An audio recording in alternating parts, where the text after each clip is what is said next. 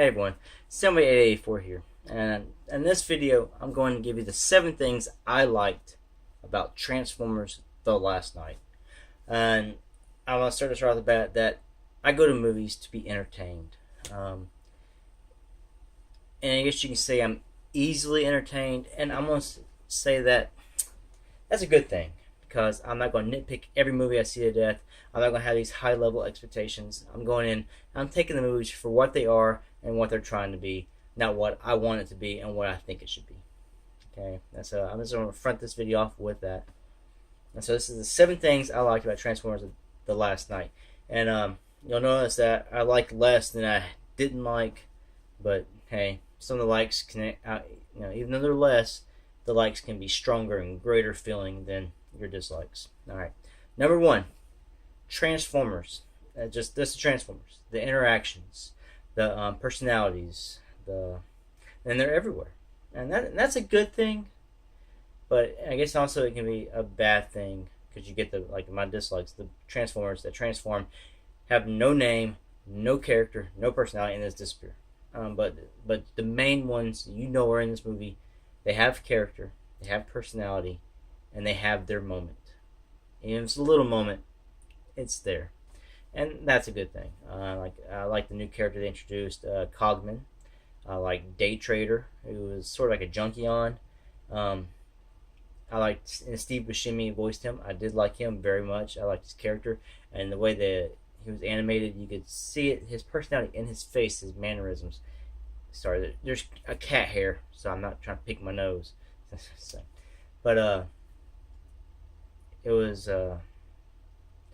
it was good. And then just the crosshairs with Bumblebee and Bumblebee with everybody, Prime with Quintessa, Megatron and Barricade when they're planning out their little stuff. And then just the personalities of all the Decepticons that were in prison. You get a good one from Mohawk, Nitro Zeus, Dreadbot. You don't really get anything out of. Same with Berserker, they don't release, and Onslaught has a quick line, and you don't get as much personality from him. But when you watch the movie, he didn't need it. I was hoping more from him. But so yeah. Number 2, I'm going more Transformers lore from the cartoons and whatnot. You have Unicron, who's part of Earth, which is like Transformers Prime. You got Quintessa, who is like a Quintesson, or it could be one of them. I did like that. So they're going deeper into Transformers lore, and that is nice for the Transformers fans who are still sticking with these movies. A lot of them have dropped off. Just didn't like what Uncle Bay was doing, the previous writing team, whatever. And so you have a limited amount of actual hardcore fans who are watching these movies now. And some of the Transformers lore is probably going to go over the general movie-going audience's heads. Like Unicron in this movie was mentioned, throughout the movie. Nothing much was said about what he's going to do. It needed more, for the general audience to really pick up the full ramifications that this character can do. I've also noticed that when these movies get into more background lore or characters that's not probably as well known as this, Megatron, Optimus, Autobots, Decepticons, Cybertron, when they start getting into people like Lockdown, and they start getting into Unicron, the Quintessons creators, Quintessa, you start probably losing some of that movie-going audience who doesn't know who these people are, these characters, these planets, this and that. So as these movies start going deeper and doing more, I noticed like the domestic totals are dropping off for box office. So it's probably might be pushing away some of the general audience who can't connect because they're just getting thrown with all this new stuff, and they're like, "What happened to this?" But that's more of our dislike video. All right, let's get number 3, action. Yes, this was also on my dislikes. I did like what little action we got. It could have been so much more. The potential was there. You're just building it up, and it just cuts it. But what we did get was nice. I have to give it that. The action we did get was nice, and I started thinking about it. It's like all Transformers action, like a Transformer versus a Transformer, was kept to a minimum. There's scenes, a lot of them, but they weren't very long. And this movie blew its budget at the very beginning with all the Dark Ages battles with all the knights and everything. I wonder if they blew a lot of that from that, because they did all the fighting then, and so it was just sort of, I don't know. But let's get to number 4. Story. Yes, I think the movie had a decent story. It was there. The potential was there to be so much more than what we got. It could have been more, but it's like that's the problem with the writers' room. I was excited about the writers' room. I still am. It could lead into better things for Bumblebee or even the next one, but if they still continue this, but as this they took like 2 or 3 scripts they liked and they into one movie. And that's probably part of the problem. Is just it's just too much crammed into it. But what was there was great. I did enjoy it, and the potential was so much more. At the beginning of the movie, with all that, with all the ones coming in and showing them fighting in the cities, the zones in Chicago, there's cordoned off because there's dangerous Transformers. I like that stuff. If the movie kind of kept that going, that'd been great. Or if just done a past movie in Dark Ages with the Knights, that'd been good.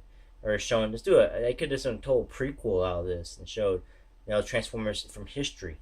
You wouldn't have to do that much nowadays stuff. Just maybe pepper that in at the very end of the movie or something. And that'd been a nice build of some prequel history.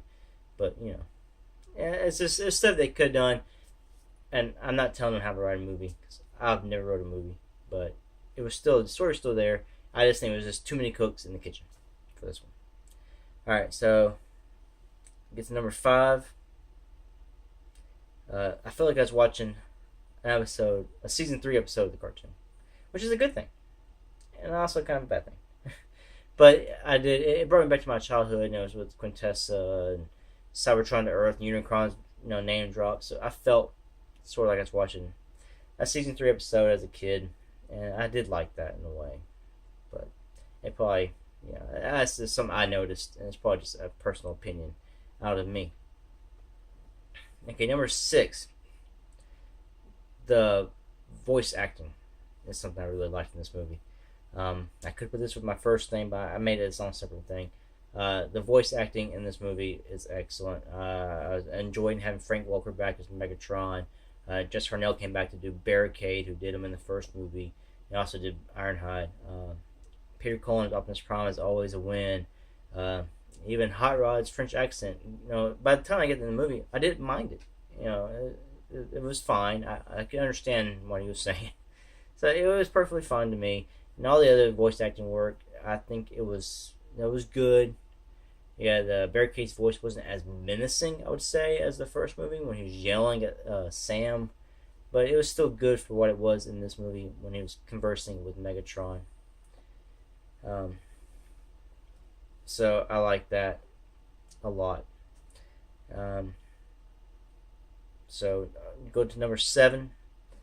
Cogman is probably one of my biggest likes. Cogman and Anthony Hopkins' character of Sir Edmund Burton. Cogman is probably my favorite character out of this entire movie. Anthony Hopkins I liked as a human. He was older and eccentric, and he was happy to finally get his moment, even though the world was supposed to come to an end. He was all rushed. You gotta do this for the world dies or whatever. But he was happy that he got his moment. And Anthony Hopkins in just about anything I can watch anyway. Cogman as a character, I think he was probably the funniest character. He had the best comic relief. I laughed at most of his scenes that he was supposed to be funny in. I didn't think his jokes went too far over the board. He was a crazy, you say he preferred to be called a sociopath, and he was crazy, and it fit his character by the time I get in the movie, and I pretty much laughed at all his scenes. And I thought he was probably the best character, or the breakout character of this movie. So yeah, those are the 7 things I enjoyed or liked about Transformers: The Last Night. Like I said, the movie had potential. I do think it didn't totally live up to it, but yeah. Will I be buying this on DVD or Blu-ray? Yes, I probably will, because like I said, I enjoy watching special features, the making ofs, and all that, and I'm hoping to watch some of that, see what all they're really planning and versus what we actually got. So those are things I liked about this movie. So, anyway, thanks for watching. Until next one, peace out.